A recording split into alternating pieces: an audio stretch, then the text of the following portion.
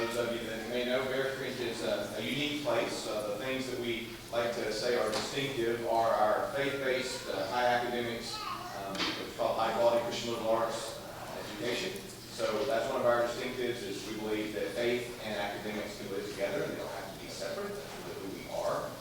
Nurturing environment, second part of our mission statement. So especially for many of you that may have lower school students, that nurturing environment means we partner with you and we're trying to help your student learn and come alongside. Small class sizes really help us to do that, so we can actually know your student's not just sitting in the classroom. And then finally, the end of our mission statement is the whole point of this is yes to educate, and yeah, college is important, and we'll do all that. But at the end of the day, the goal of all of this is to help your student become the individual that God intended. So those are some of the distinctives of Bear Creek. Hope you guys enjoy your time today. It looks like we're set up and we got manipulatives, and I have no idea what's about to happen, but it's fun. So let me introduce our assistant director for K through 6 for Lower School, Ms. Michelle Morris, and she's going to walk you through the rest of the day. So thank you guys for joining us.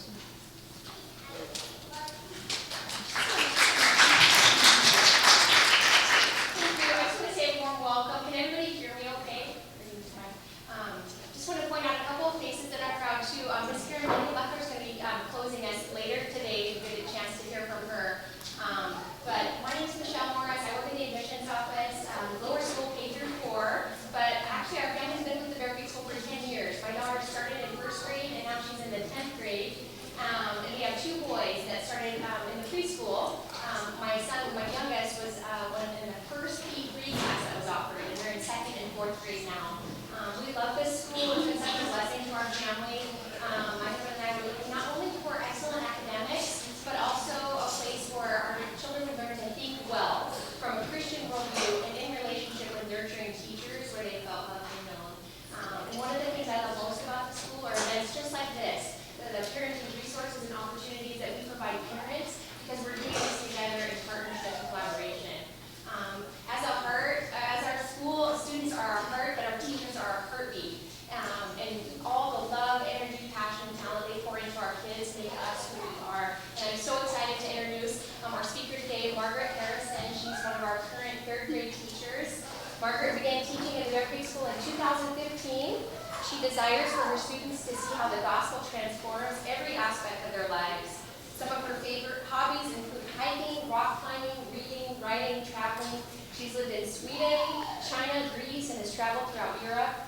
She knows that God has called her to be a teacher, and she couldn't imagine doing anything else. The past 2 summers, she has attended the Writing Institute at Columbia University's Teachers College in New York, which focused on its reading and writing project.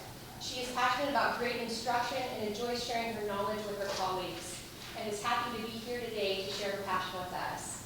She holds a Bachelor of Arts degree in elementary education from Central Washington University and a Master's of Science Education with a specialization in ESOL from Western Oregon University. Please welcome Ms. Margaret Harrison. Thank you very much. Good morning, everyone. I'm so glad you're all here today. I thought, what a better way to start a talk on how to foster a love of writing in your child, to hear some of our wonderful writers here that we have at Bear Creek School. So we're going to start with Luke Anderson, is in 2nd grade. Yes, welcome him. And he's going to share a story that he wrote. One day it was time for a walkathon. We loaded onto the bus. We soon got to the bus. I was so excited. We soon got to the picture spot. We got our photos. We soon got to the groups. I was in the blue group. We did stretches. Soon we heard the whistle blow. We could start. We ran and ran and ran. I worked so hard. I got 34 laps. We got a snack. It was sweet, crunchy, and tasty. The end.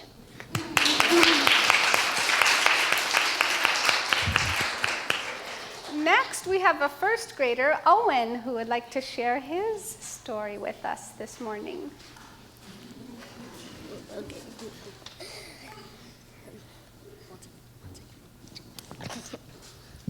Okay.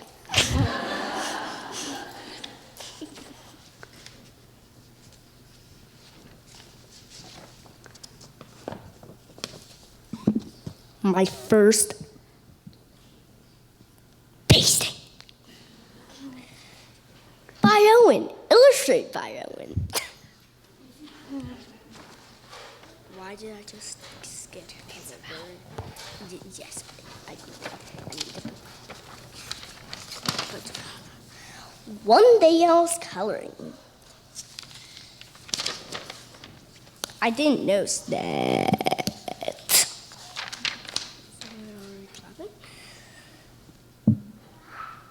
A bee stung.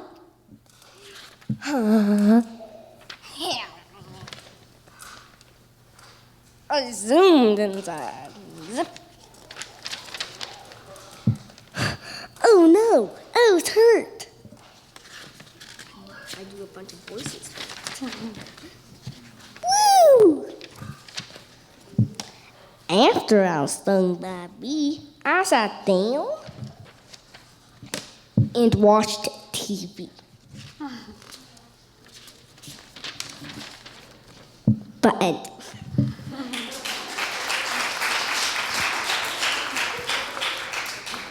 Next, we have Marla, who's going to share a story with us. Come on up, Marla.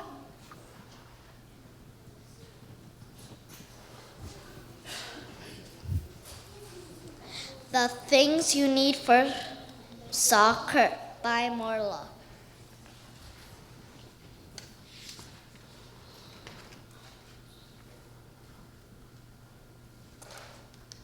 First, you have to get your shin guard and your socks. Then get your cleats. Cleats are soccer shoes. You can get cleats from Marshalls or Home Goods.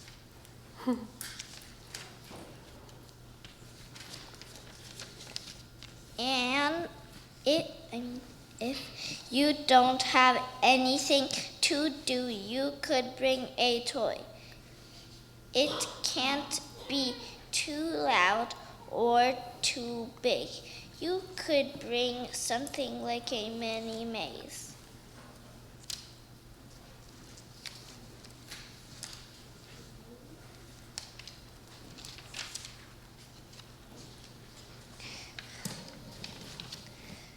When you arrive, you might be early, so it's a good idea to bring something to eat. Then when you're done, get out of your car and wait.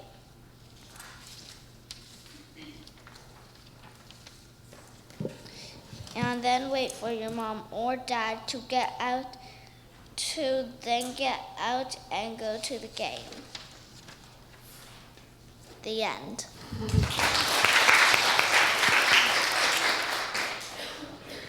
Children, like all humans, have an inherent need to express themselves.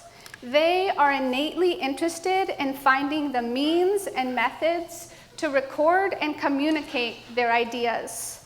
From the first time your baby swipes carrot puree across their high chair and onward, their writings reflect this uniquely human desire to say, I am here, and this is my story. When you reinforce all your children's attempts at writings, from those first scribbles and squiggles to the ever-daunting college essay, you're helping them learn that they have a voice. And although helping your children to achieve the writing skills that enable them to share their thoughts, feelings, and desires is a hugely worthwhile task on its own, the benefits of raising a writer go way beyond that. Writing allows us to do so much more than express ourselves. It's an essential tool that we use every day for a variety of practical and productive reasons. Strong writing skills are inextricably linked with children's lifelong learning, literacy, and academic and employment success.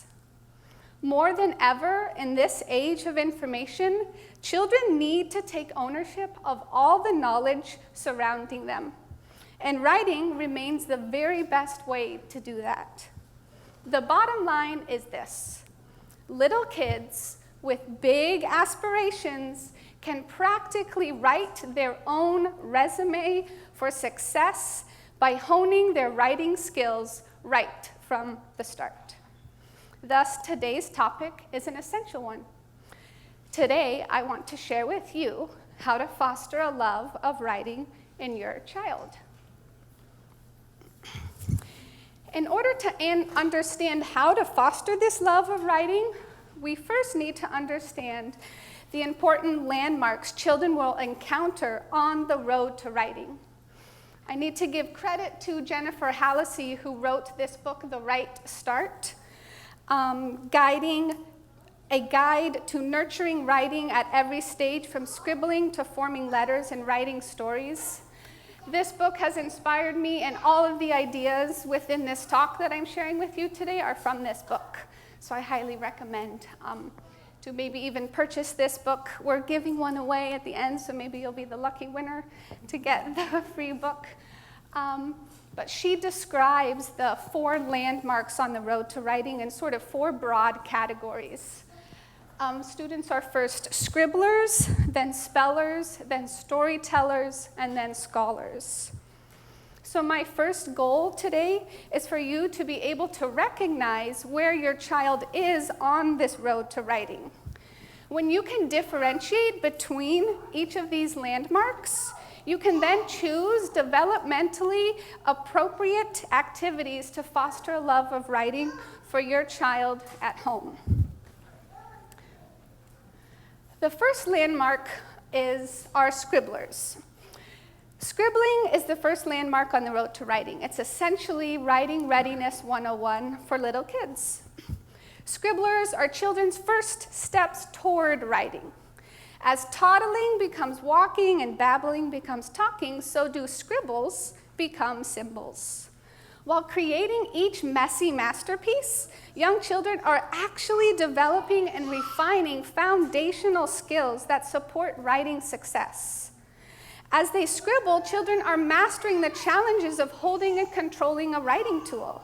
They are experiencing cause and effect between their movement and their marks, and they are beginning to coordinate their eyes with their hands.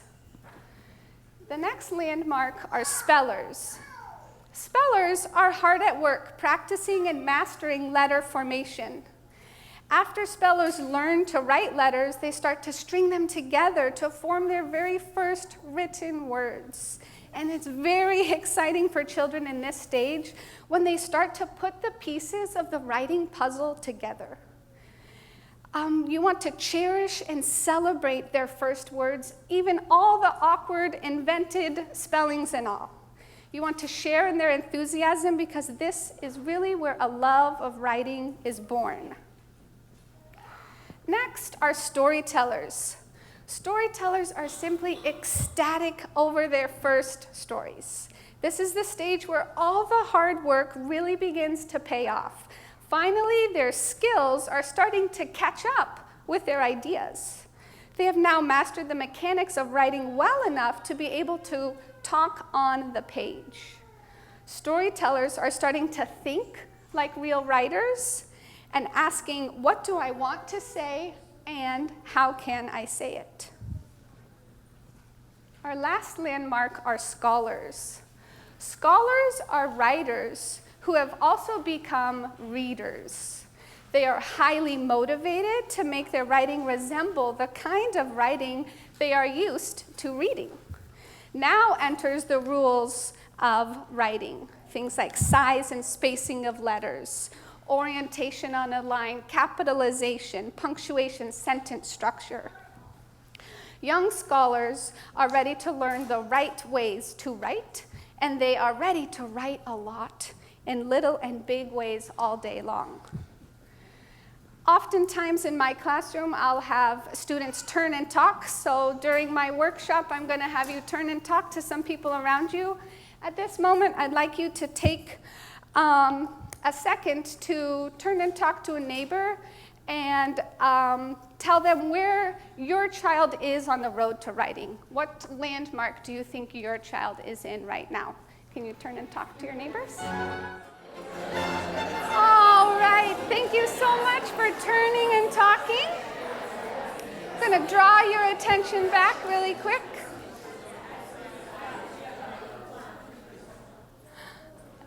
Thank you. Yes, so now that you sort of have a general idea of where your kids are and what they are sort of doing within each landmark, now the question is, what should you be doing? What's your role in each of those landmarks? So I'm going to, first, as a scribbler, you're a model, and then I'm going to talk about each role and sort of explain how you do each one of those. As a speller, your role will be to be a consultant. When your child is a storyteller, your role is to be their captive audience. And when your child is a scholar, your role is to be that coach. So, when your child is a scribbler, you're going to be fostering a love of writing through modeling.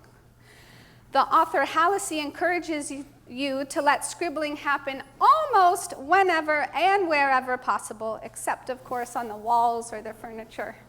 I was one of those children. I grew up in a log house, and my initials, MRH, were on almost every log. During this stage, you want to sit with your scribbler and join in on the scribbling. When you do this, you are teaching by modeling, which means you don't have to instruct them just how to scribble. Your role is just to model and to have fun alongside them. Halsey cautions, however, to be careful when they're still in the scribbling stage. You want to, when you're modeling, stick to just scribbling. You might be tempted to draw a flower or a house or representational things, but sometimes that frustrates the scribbler because they're not quite developmentally ready to draw those pictures. So really, literally in this stage, you're just scribbling alongside of them. And you also want to include a variety of enticing mediums and methods for young scribblers. You could put some sand in a little tray, and they can scribble in sand. Shaving cream is a really fun thing to use. Finger paint, tub crayons, standing at an easel, lying on the floor. Basically, with scribblers, anything goes. I wanted to briefly talk about pencil grip here. Most children learn how to use an appropriate pencil grip between the ages of about 4.5 and 7. At first, it's best to have children practice their appropriate pencil grip by doing things other than writing letters. Like, for example, tracing stencils and drawing activities sharpen their pencil skills without the added challenge of forming letters. So really, initially, the best pencil practice is having your child use really small, tiny crayons or pieces of chalk to color or scribble with, which encourages a 3-fingered grasp. Other activities that strengthen that pencil holding right from the start are stringing beads, spraying a spray bottle, manipulating Play-Doh, cutting with scissors. Really, an efficient pencil grasp paves the groundwork for fluid writing, and holding a pencil right from the start prevents a child from getting into bad habits that may interfere with writing success down the road. Halsey also says that if you make a place for it in your home, that they will write. So devoting an area of your home sends a message to your child. It says that writing is so important that it deserves its own special spot. And it's more than just a way of saying, put your pencils here. It also communicates that you value their ideas. Creating a space for them encourages them to find their own voice and to begin to carve out their own little niche in the world. So if you were to create a space in your home for a scribbler, these are the things you might want to include. Within reach, you would want just a short stack of probably plain white paper without any lines on it. You'd want things like crayons and markers, maybe some alphabet stamps, a clipboard for scribblers on the move. And she suggested on the wall above your spot for scribblers to hang a poster of your child's name, because they're eventually going to start learning how to form those letters, and they can see their name above it. So next, I want you to try out being a model, being a scribbler for a moment. There are lots of different enticing things on your tables to try out. There's pens, crayons, chalk. I would like you to bask in the glory of scribbling for a moment and practice scribbling.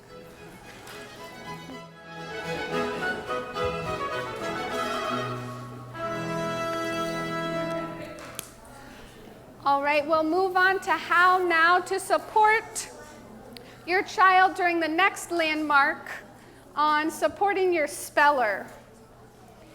Here, you're going to be fostering a love of writing through consulting.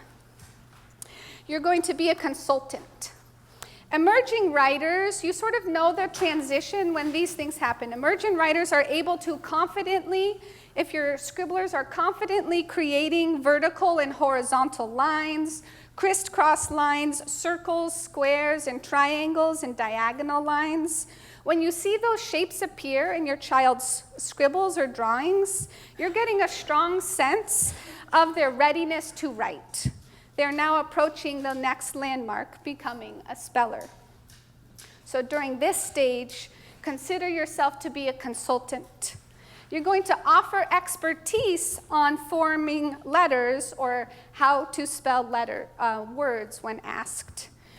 Anticipate being asked over and over and over again, how do you make a B? Or how do you spell mom or love?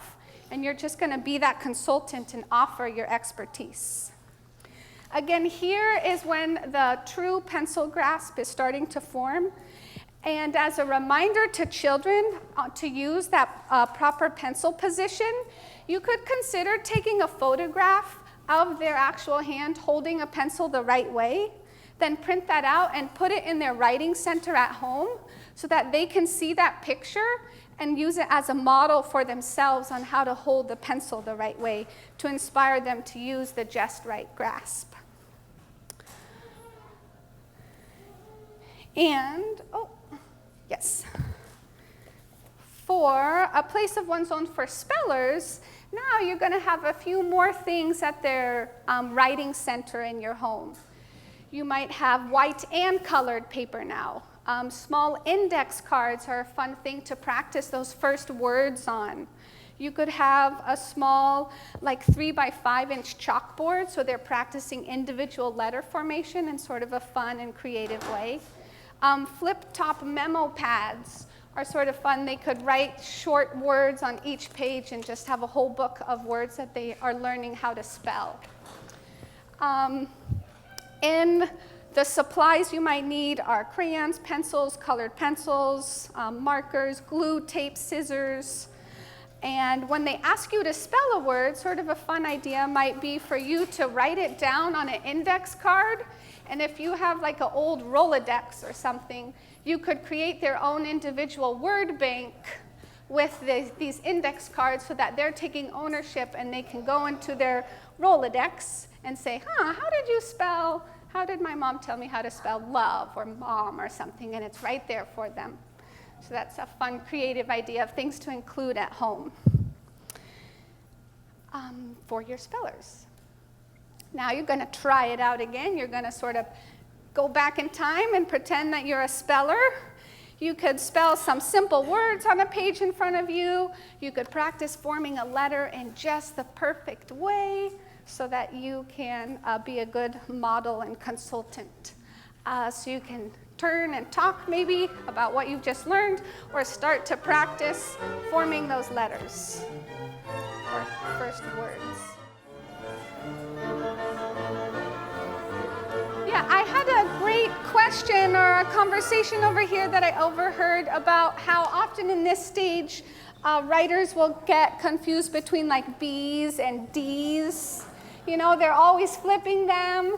A good strategy is when you teach the B, they start with the line from the top of the D. They start with the line from the top and go down, and then they make the loop. So you're teaching them the strokes. But for a B, you start here and then go do the lines. So it's like a different way to form the letter so that they're realizing, you know, you could teach them that way to do it. D, and then B.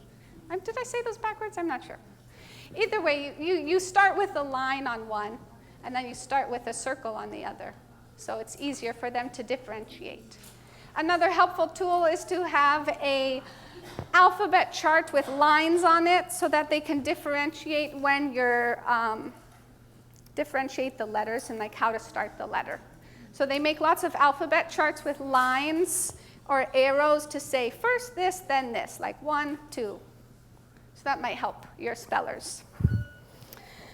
Okay, next we're on to supporting your storyteller by fostering a love of writing by being a captive audience.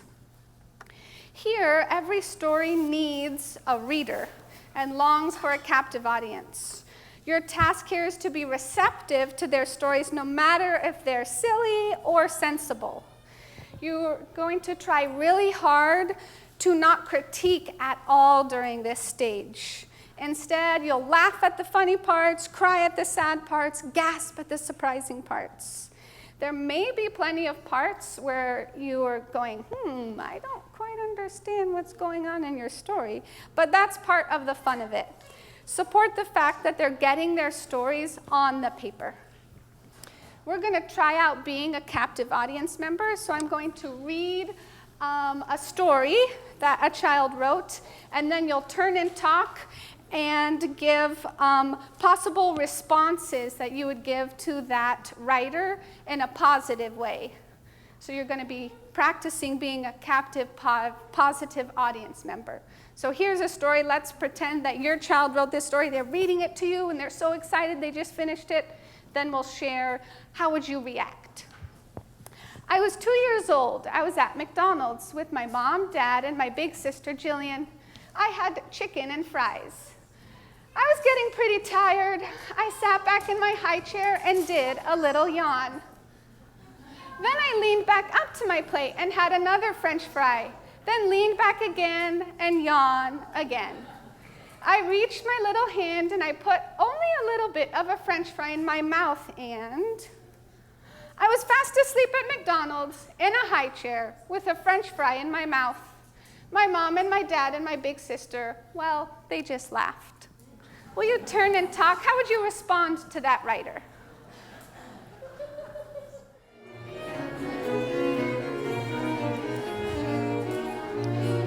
All right, I heard some beautiful responses to the writing, like your story was funny or it made me laugh. You could say things like, there were spaces between your words. You should be proud that others can read your writing. You can comment about things like that.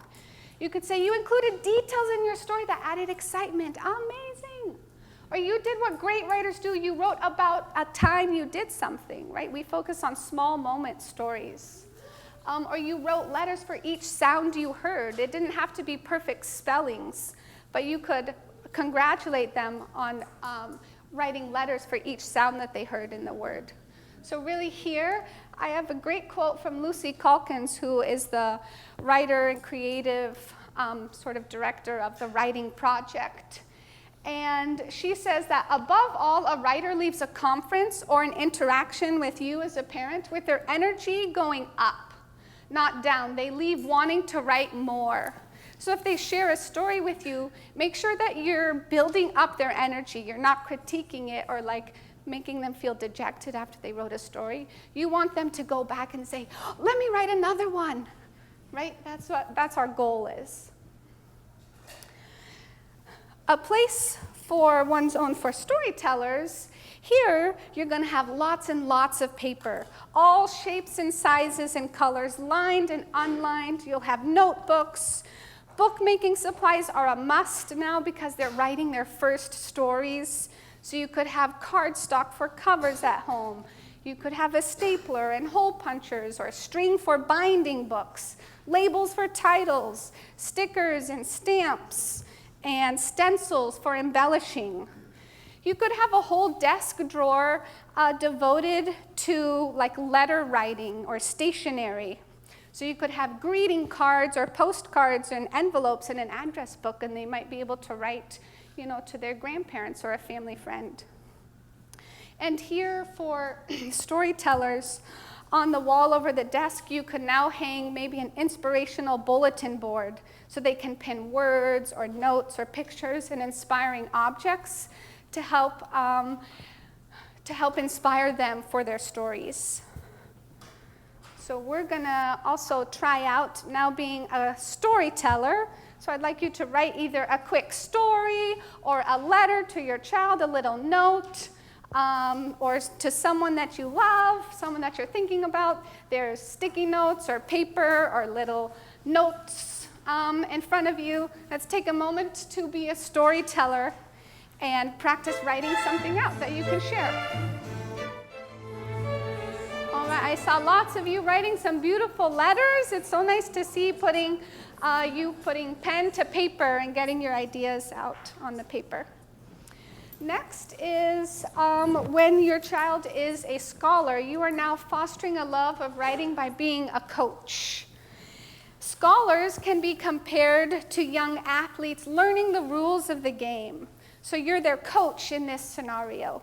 You're going to help them get psyched up for those spelling words or looking up a word in a dictionary they don't know how to spell. You're going to gear them up with really cool writing equipment. You can help them come up with a game plan for writing that essay or a book report or a planet report. If writing becomes frustrating at any point, you can call a timeout. You can give a pep talk. You could talk about a strategy and help them regroup. You're going to celebrate their writing-related victories with them, and you're going to motivate them to do their best. So you're going to try to be the best coach that you can be. So as a teacher, that's what we're trying to do every day in the classroom, being a coach without being critical. In the classroom for writing, we've adopted a writing workshop approach to teaching writing, which means if you think about any other sort of workshop, like an art studio, or if you went to a pottery class and sort of the workshop method, where you're probably all gathering around the teacher, and he's sort of instructing you how to make a clay pot, and you're all looking in and watching, and he's modeling.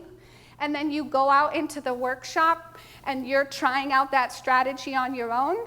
That's what we're doing in the classroom with writing. So we start writing workshop with a short 10-minute or less mini lesson.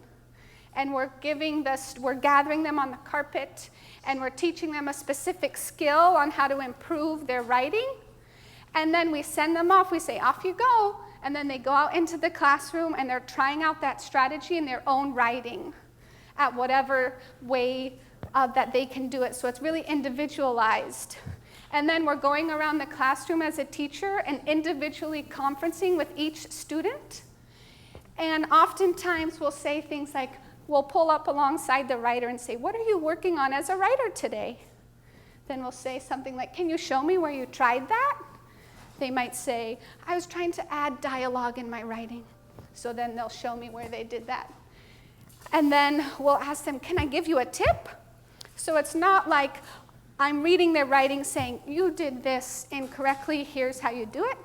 It's more inviting, and you're more of a coach, inspiring them how to implement these strategies in creative ways. Lucy Calkin says that teaching or coaching is candid. It helps the writer forevermore, not just on this one piece of writing. So you sort of want to, if you want to help your writer at home, try to think of a bigger idea to help them as a writer, as opposed to saying, you should switch this word to that and make this sentence a tiny bit more interesting. You sort of want to think broader in a way. I thought it would be powerful if I gave you an example of a mini lesson that I would give in my classroom to my third grade class. And during the mini lesson, you will be pretending to be third grade students, but also I would like you to view it through the lens of sort of what coaching moves am I doing in this lesson that you might be able to implement at home. So you're thinking, what am I doing as a teacher? What sort of strategies am I doing that you might be able to implement on your own in your house? So this lesson comes, it's like the third or fourth lesson in a unit I taught about a month ago on crafting narrative stories, personal, true, small moment stories. And so I'm going to switch to teacher mode. You're now third graders, but viewing it with the lens of like, what am I doing as a coach? Okay. Writers, you know, when I read some of your writing, I'm not just looking at the words on the page. I'm actually hearing your voices. It's like you're putting your own special voice on the paper. A special writerly voice that is much yours as your own fingerprints or your own signature. When I read your writing, it's like I'm hearing you talk. But here's the really interesting thing. A writer can have different voices. Sometimes when I read your writing, you guys do, or any other kind of writing that other authors do, I hear a storyteller's voice. A storyteller's voice pulls me into the story so I can actually forget where I am, and I start to imagine that I am in the story. Thumbs up if you've experienced that. Yeah. But at other times, when I'm reading, I hear a news reporter's voice. Like the writer isn't really trying to draw me into the story, but is just sort of telling me information. The two sound very different. Let's see if you can pick out the difference. I'm going to read two different pieces out loud. Both voices belong to an author writing about the same day, but one sounds like a news reporter, and the other one sounds like a real storyteller. Listen carefully to figure out which is which. Here's voice A. Yesterday, we couldn't go outside, so we stayed inside and listened to a read-aloud instead. But we didn't hear much and were distracted with dragonflies flying around the room. We continued to listen to the read-aloud. Here's voice B. Listen up, our teacher said as she opened Because of Winn-Dixie and began to read.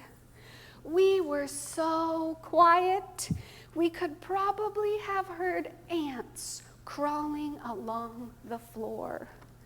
Then our teacher lowered the book.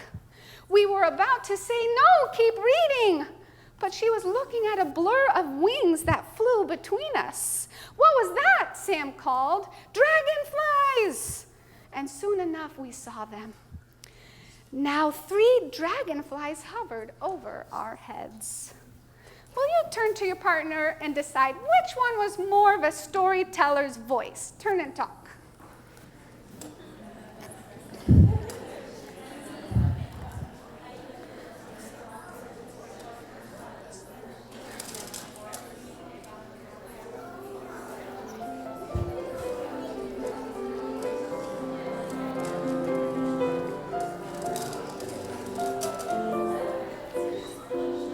Writers, I hear many of you agreeing that the beginning of listen up, our teacher said, sounds more like a storyteller's voice.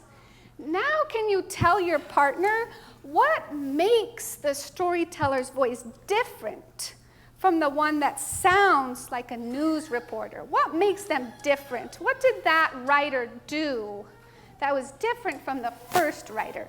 Turn and talk.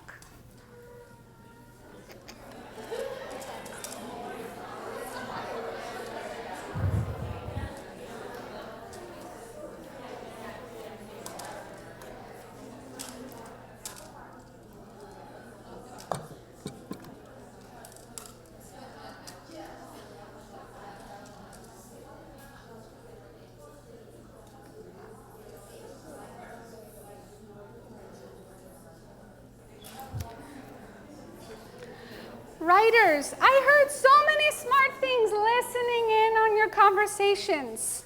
One of you said that the storyteller let you feel what it was actually like to be there, to be sitting in the classroom with a blur of wings going by you. Absolutely. One of you said the storyteller gave details of how it all happened, details which helped you hear and see everything clearly. So here's the thing, writers. Each one of you can talk in these two different voices, your storyteller voice and your reporter voice. Writers choose which of these voices they are going to write in. If they're writing a report for school, newspaper, for example, they wouldn't use a storytelling voice. But if they're writing a personal, true story, the kind of writing we're doing these days, they'll make sure to use a storytelling voice so the reader can experience what actually happened. So let's take a quick look at how Karen Hess has done this. She is one of the world's most famous storytellers. Hundreds of thousands of people have read Come On, Rain. Let's listen really closely to see if Hess has written in a way that lets us make a movie in our minds. Maybe we can figure out what Hess did that we could try. The story starts like this. Come on, rain, I say, squinting into the endless heat. Mama lifts a listless vine and sighs. 3 weeks and not a drop, she says, sagging over her parched plants. Can you picture what's going on in this story?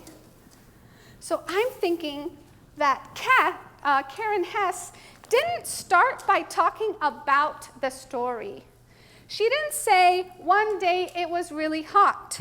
There was no rain. Plants were dying. I stood outside and felt hot.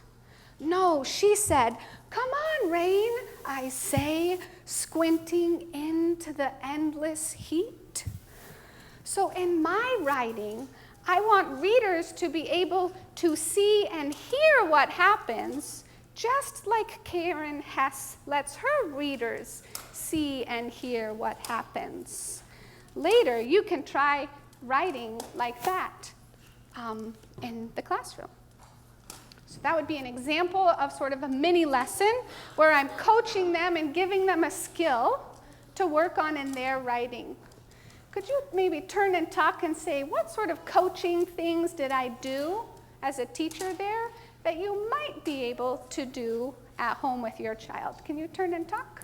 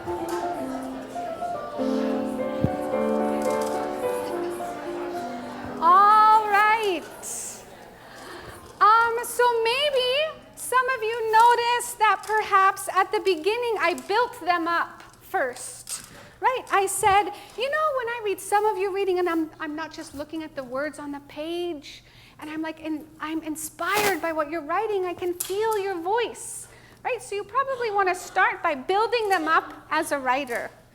Maybe you noticed that there was lots of turning and talking. So I'm letting them talk through their thinking. I'm not just saying, do this in your writing, this is what you should do, now do it. They sort of thought about the process of writing and what makes a piece of writing better than another piece. I used what we call as a mentor text. So scholars are readers now. So you can use any picture book or chapter book as a mentor text. It just means a text that you can learn from. So you can have your readers, instead of reading the book as a reader and just enjoying the story, they could read it like a writer and say, what did this author do that I can try out in my writing? And you're sort of coaching them to see, oh, look at that beginning. How did Karen Hess start? She used dialogue. Maybe we could try starting our story with dialogue, right? So you could check out books if your child is working on an informational piece like a report in school. You can check out those types of books at home and study them and read them as a writer so they can get inspired on how to do that in their own writing. I did a lot of modeling of the concept that I'm explaining, right? I gave 2 different examples so you can be a model as you're coaching. And I didn't get to this part, but when I would then conference with you, you would go out and write, and then I would say, can I give you a tip? Sometimes they're not ready for a tip. Sometimes they don't want help at this point in their writing, and that's okay. You can back away and just let them enjoy the process. But when you do give them a tip, it should inspire them and not be critical or only focused on like this one piece of writing. I had a story when I went to the conference. A keynote speaker talked about how her son, growing up in the writing workshop, he learned how to advocate for himself all the way up into college. So learning how to use mentor texts in 3rd grade to study from.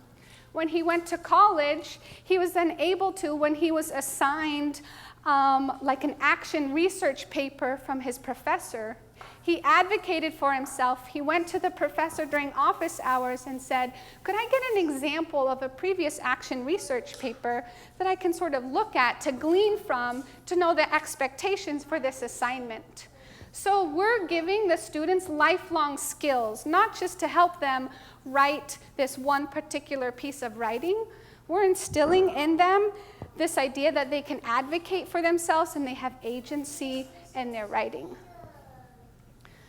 A place of one's own for scholars. Scholars get down to serious business at their desks, so they require some serious tools. Things like a dictionary or a thesaurus or an encyclopedia. You can keep an eye out for things that will make your writer feel like the real deal. Things like bound journals or diaries or logbooks. Up here, we have some. These are just 3 32-page hard-covered books. It's already a bound book that they could write and create their stories in. So you just want to make sure that you're giving them lots and lots of tools. Things like log books or legal pads or graph paper or a fountain pen might be fun. On the wall over their desk, you could consider hanging like a whiteboard or a chalkboard. It will act as sort of a mission control for them to organize and itemize their scholarly pursuits. So, what else can you do to foster this love of writing? Well, it's simple. You just have to write. It's sort of not really simple, but children learn what they live. So one of the most effective ways for a child to learn to do something is by seeing you do it yourself. When your child sees you write every day, whether it's jotting down a grocery list, signing a check, doing a crossword puzzle, they learn that writing is more than just a tool for school. It's a daily activity. It's a way of life. The simple act of saying out loud, "Oh, let me write that down before I forget," demonstrates to the children the writing reflex. Think it, write it, remember it. Before I introduce you to some new ideas on how to create opportunities for your children to write at home, let's first think about what you're already doing that involves writing in your home. Many families have embraced the idea of reading to their children every day. Babies are read to before they have even begun to babble. Preschoolers can listen to you read the repetitious rhymes and rhythms of colorful picture books for what seems like forever. We even ritualize reading by establishing certain times of the day and places in our home for reading. Bedtime stories fit snugly into nighttime routines. By doing this, children grow to appreciate reading as a vital part of the day. But what about writing? What are the rituals that weave writing into the fabric of our families? Could take a moment to think back to your own childhood and try to remember what writing rituals went on in your home while you were growing up. For example, in my house, my grandparents would always go south for the winter. So my 3 brothers and my sister and I would always write them letters to say how much we missed them, and we would write back and forth. That's a writing ritual, writing letters. For birthdays, my mom would always write me just a little note and a birthday card. That's a writing ritual to include in your family. My sister and I would leave notes in my dad's lunch. That's a writing ritual. So many families have traditions that involve writing that you're already doing. Can you maybe turn and talk and share some of your family rituals, things you either did as a child or that you're implementing in your house as a parent? Can you turn and talk and share?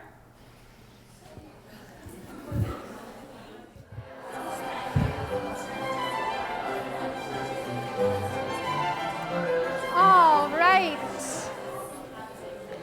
So just like reading, writing needs to be tucked into the corners of every single day.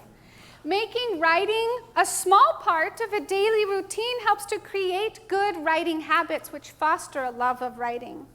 The simple act of putting pencil to paper with your child each day, no matter the reason, can make a big impact. You can do things like creating a family newsletter or keeping a travel journal, writing notes to be opened each day if you go on a trip. There are lots and lots of ways to include writing in your everyday.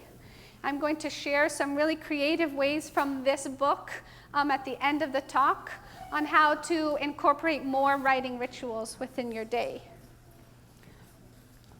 But even more important than your words sometimes are your actions as parents speak volumes. Budding writers look to our responses in their quest to be understood. With only a little more effort on your part than it takes to hang a page on a refrigerator, we can display, preserve, share, and even publish your children's writing in ways that convey its value and that foster this love of writing.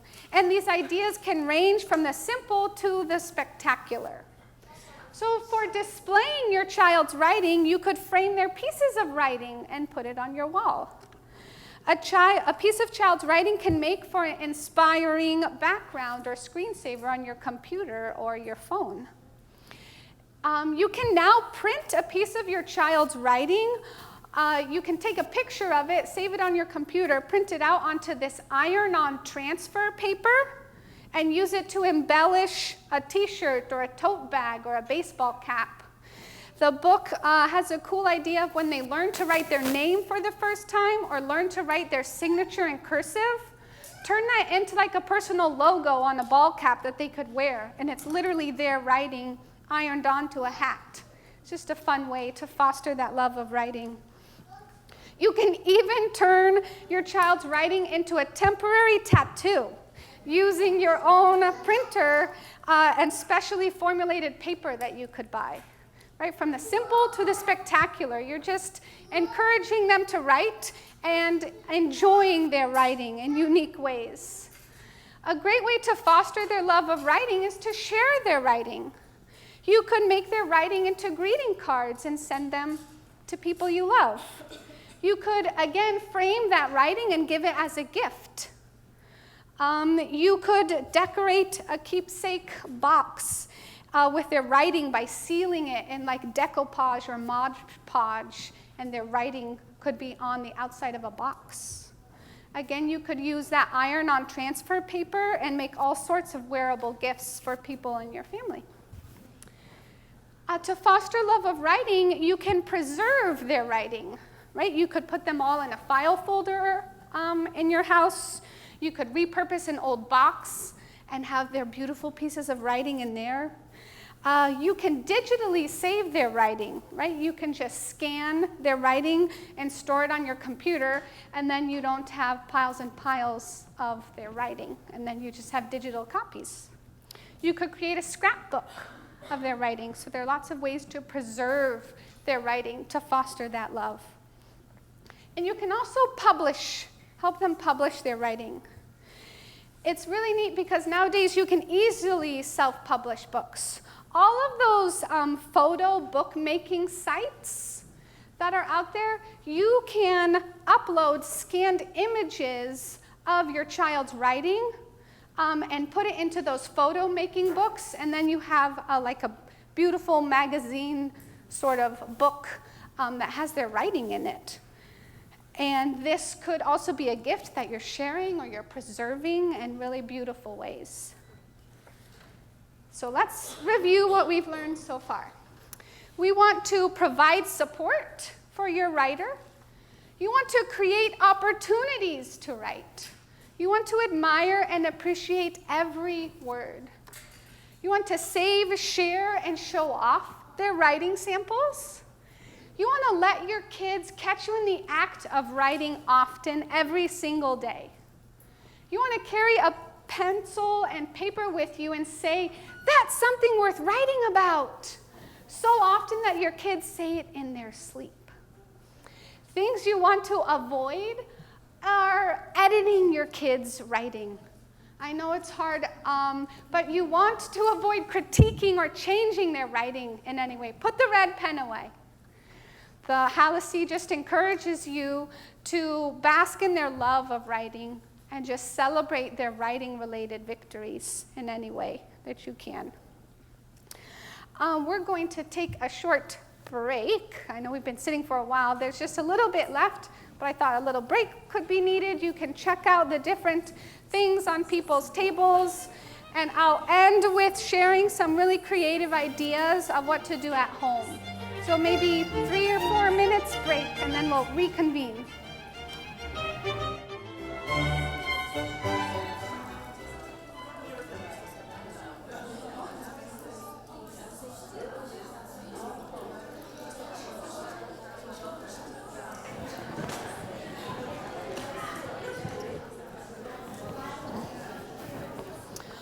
All right, I have a few last fun things to share with you before we end up closing. And it's a lot of the ideas that are in front of you on your table here. So these are all taken from this book in the back of Jennifer Halsey's book. There are 52 activities that she outlines that are fun, creative ways on how to foster a love of writing in your child, and fun things that you can just include in your everyday life. The first one is what's on some of your tables, just having an ABC centerpiece on your dining room table or a kid's table. And it's neat because in this book, she offers ways to differentiate this activity for the 4 sort of landmarks of where your writer is.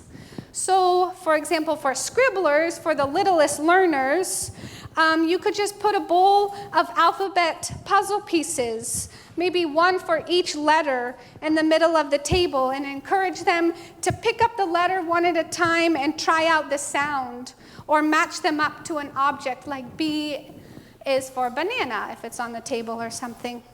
For spellers, you could just have a basket of alphabet blocks and help the children start to build words on the table. For storytellers, you can have them string words to complete sentences on the centerpieces. For scholars, interesting letters can motivate older children to practice their spelling words. There's this really cool pasta. It's really tiny, but they could spell amazing stories with this pasta, right? So it's just thinking of things in new ways to get your writer excited about writing. Another idea, sort of in the same vein as the pasta, is just serving kids an edible alphabet is a delicious way to sort of get their appetites excited for writing. So you can like make pancakes in the morning and put them in shapes of letters and serve them to your children, right? For spellers, they could cut out cookie dough or pretzel dough and like shape them into letters and words if you wanted to. For scholars, you could use spaghetti, or again, alphabet macaroni can be used to write out oodles of ideas. I thought this was sort of a fun way to practice. For example, if you have a speller who's practicing for a spelling test, they could write their spelling word on the paper and send it over to you, and you could check in, then you could fly it back to them. Or if you have a storyteller, they could send you notes into the kitchen and say, "What's for dinner?" And you could write back, right? You could do all sorts of fun things of writing notes back and forth. You're just encouraging them to play with writing in fun ways. I really thought this idea was neat, to have sort of a family newsletter. You can get blank newsprint or other large paper and like alphabet stamps and ink pads and pencils and black markers. For spellers, you could introduce the idea of a press release so they can broadcast important news items in writing that happened in your family, like Jack just lost a tooth, or Gracie said her first word, and you could create a family newspaper. For scholars, you could challenge them to look at an actual newspaper and study sort of the layout and what types of articles are in a newspaper, and then do a family newspaper in the same way.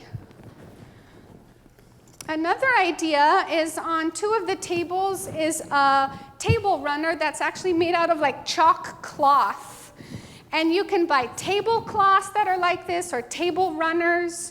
You could put it on a, like if you have for Thanksgiving coming up, if you have a kid's table, you could cover that with a chalk tablecloth. They can literally write directly on it. You could also, to foster a love of writing, you can have just sort of use a routine and sort of a checklist.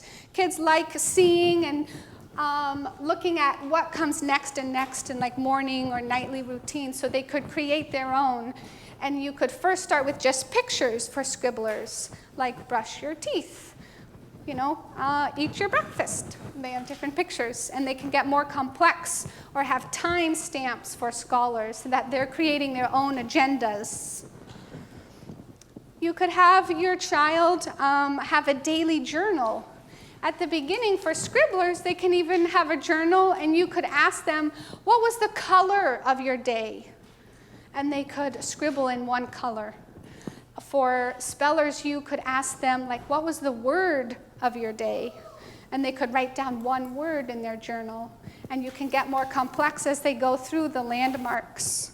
For storytellers, you could have them focus on like a high and a low of the day and write about that in their journal. So you've learned, hopefully, a lot today, been inspired and taken in a lot of new information. When I went to the conference, it was a week-long writing and reading conference, and they always end with saying, like, what are the practical next steps that you can take? Because maybe you have so many ideas, you can't implement them all. What are the practical next, like, 2 steps you might take to foster love of writing in your child? Can you share with your neighbor your next steps you might take?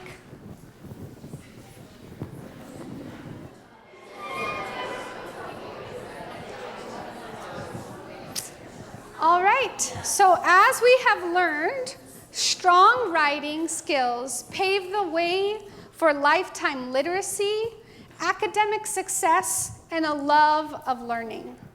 The bottom line is this: every child has a story to tell, and that story begins at home.